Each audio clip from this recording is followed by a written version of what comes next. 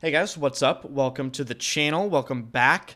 Today we're talking about Battlefield 2042 Season 5 and how it's shaping up to potentially be the best season Battlefield 2042 has received thus far. Now, why do I say that? Well, we actually got to see gameplay of the new map today, and the new map, it looked good in the overhead shots, it looked good in the concept art, but now we actually got to see what vehicles are available, how the layout is on the actual ground itself, and I really think that this map is going to be one of the best maps they've added to Battlefield 2042, if not the best map. And I think that's very, very important because the quality of Battlefield 2042's maps, as I hope all of you know, are not good. All of them are pretty bad in some areas. Obviously, the newer maps are better than the base game maps, but this map, I think, blows all the other maps that have been added to the game out of the water, including the Seasons 1 through 4 maps. I'm going to be talking about a bunch of stuff in this video, so it's not just the map. If you enjoy the content, hit the like button and subscribe to the channel. If you're a new viewer to the channel, I post content regularly. My gameplay in the background is always like this, and I stream every single day at twitch.tv/enders. First link in the description. I will definitely be playing the new season when it comes out on June 7th. So let's talk about this map and other things that are coming to Season 5. The map is called Reclaimed, and DICE themselves stated that it is the smallest map they've made for Battlefield 2042, and that's because it was specifically and only designed for 64 players, the way it fucking should be. Thankfully, you will only be able to play Reclaimed in 128-player mode in Portal custom servers. Again, the way it should be. There is no coincidence that this map is probably going to be the best map in the game, and it was the only map that has been specifically designed for 64 players. It is because 128-player maps simply don't work. They haven't gotten the hang of it yet at DICE. If you take a look at the layout of Reclaimed, they've essentially copied almost one-to-one Zavod from Battlefield 4. The flag layout is almost identical, and some people have been critiquing DICE for, their lack of creativity. I, for one, think that's absolutely great. Copy more things from previous versions of DICE, please, because use that as a guideline and the game will probably be generally better. Switching gears to talk about the Hourglass rework, which is also coming in Season 5, albeit later in Season 5. The Hourglass rework is something that I'm kind of on the fence on. There are some areas shown here that look like they're going to be drastically different, and there are other areas that look like they're going to play the exact same.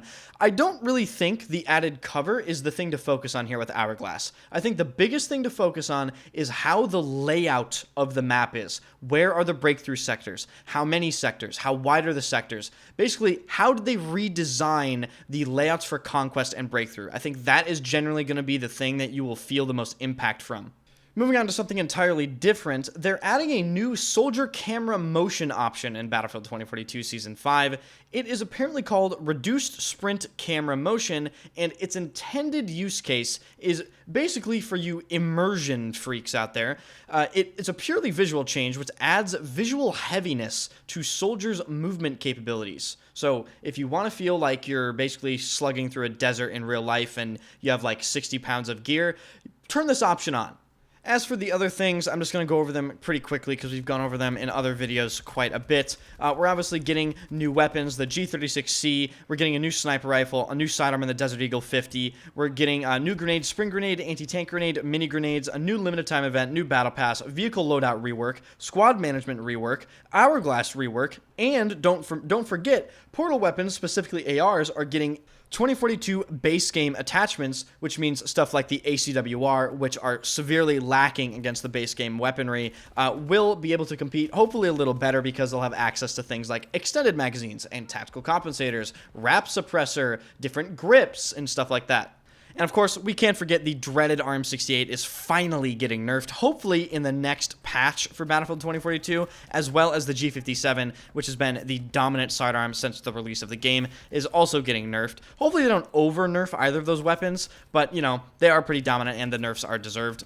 All things considered, Season 5 is shaping up to be my personal favorite season they've added to the game so far. I think there's a lot of good things that they're doing in this. The map is my favorite thing, of course.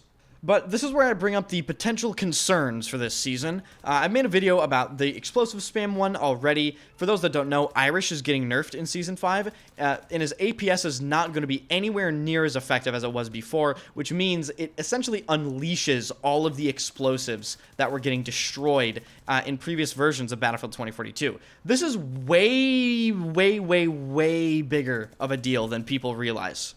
The way it's going to work is it's basically going to have a 5-second window for destroying projectiles, and then when that 5-second window is over, it has a cooldown of 7.5 seconds. Now, I don't think what people realize is, in that 7.5-second window, that APS is going to get destroyed by any explosives that get through, which means that APS might only have one 5-second window to actually be effective.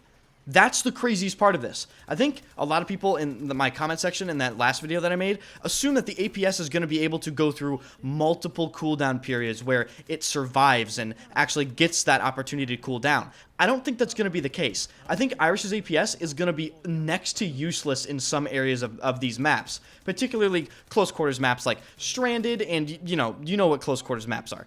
Another massive thing that people are completely overlooking is they are giving every single vehicle in the game except the LATV4 Jeep anti-RAW hacking capabilities in the form of cyber warfare protection system. This means, yes, ladies and gentlemen, I know some commenters are already typing it. This means that the Super Hind and the Condor will be able to avoid getting RAW hacked. And I sincerely hope from the bottom of my soul that DICE didn't make the mistake of allowing the Super Hind and the Condor to take flares and cyber warfare protection at the same time. If they made that mistake, oh my God, ladies and gentlemen, there's gonna be some pretty good content coming up. Let me tell you what, subscribe to the channel, because you're not gonna wanna miss that video.